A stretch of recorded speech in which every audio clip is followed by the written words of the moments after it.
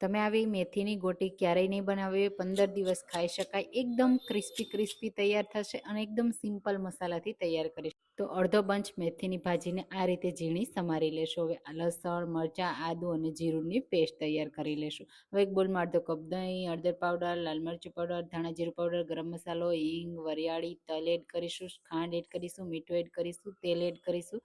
તૈયાર કરેલી આદુ મરચાં લસણની પેસ્ટ એડ કરી મિક્સ કરી લેશું. હવે લોટમાં બેસન એડ કરીશું 1 વાટકી, એનાથી અડધો આપણે ઘઉંનો લોટ એડ કરીશું અને એનાથી અડધો રવો એડ કરીશું. મેથીની ભાજી એડ કરી દેશું. પહેલાં મિક્સ કરી લેશું, પછી જરૂર લાગે ને એટલું જ પાણી એડ કરી અને મિક્સ કરી લેશું. અહીંયા મને પાણીની જરૂર નથી લાગતી એટલે હું પાણી એડ નથી કરતી.